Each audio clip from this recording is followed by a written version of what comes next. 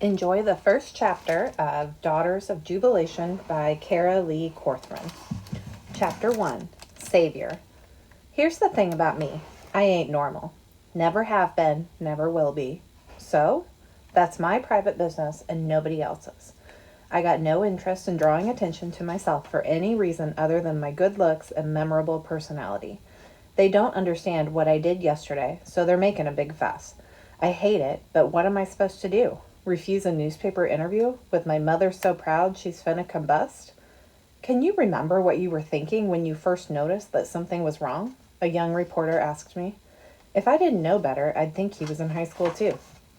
Nothing, I say. I could just tell it was gonna fall, so I had to get them out of the way. This is silliness. Who wouldn't have done what I did? He asks a few more questions, then he makes me pose for a photo with the family, the Pritchards. They flash toothy smiles at me, their savior. Had I not been there yesterday when a big old oak tree was about to fall on them in their new, shiny T-Bird convertible, we would not be sitting here all sweet and harmonious. The flashbulb blinds me, and I'm finally free to go. Mr. and Mrs. Pritchard thank me once again. Their toddlers run circles around us, and Mrs. Pritchard's fat with another one on the way. T-Bird ain't exactly a family car, but that's none of my business. You should come over to our house for supper one night, she offers. In a fraction of a second, Mr. Pritchard shoots her a look. Ain't no way in hell he's going to let me step foot into his house. Not that I'd want to go. Plus, white people can't cook. Thank you, but I'm just glad you all are safe, I say in my good girl voice with my forced good girl smile. I leave the newspaper office's steps with Mama beaming beside me. I'ma stop saying it, but I am so proud of you, baby. You're so brave and selfless. Honestly, I just didn't have time to think, I say. That means saving folks is just who you are then. Don't lessen it. This is a great thing you done. We get to the bus stop and wait. What you want to eat tonight? I'll make whatever you want and you don't even have to help me. Maybe chicken and dumplings, I tell her. Shoulda known. I was guessing you'd say shrimp and grits, but chicken and dumplings would have been my second guess, she said. I might have said shrimp and grits, but the last time I asked for it, she complained about the rising price of certain kinds of fish, so I thought it was off limits. She bumps me with her shoulder, and I can't help but grin.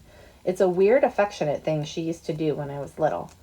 Mama doesn't know the whole story, though. I'm not a hero.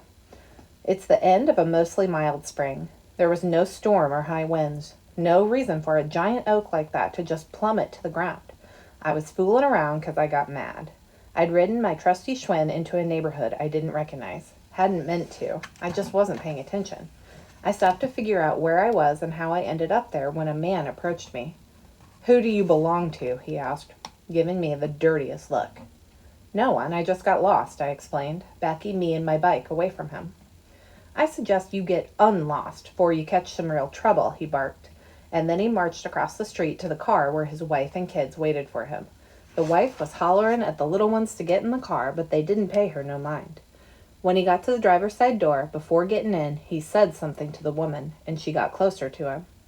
They talked for a few more seconds. I was too far away to hear what they said, and the wife looked over at me, shaking her head in disgust, like the very sight of me was ruining their whole day. That old oak tree was big enough and near enough that I thought, wouldn't it be something for these folks to have an accident right now?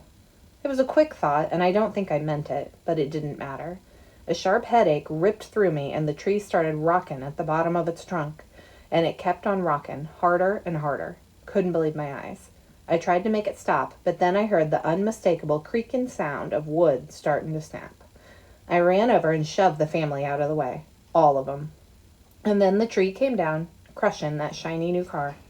Once they got over the initial shock, the kids started crying and screaming, and their parents tripped over each other thanking me. I made the mistake of telling them my name, which is how the newspaper found me.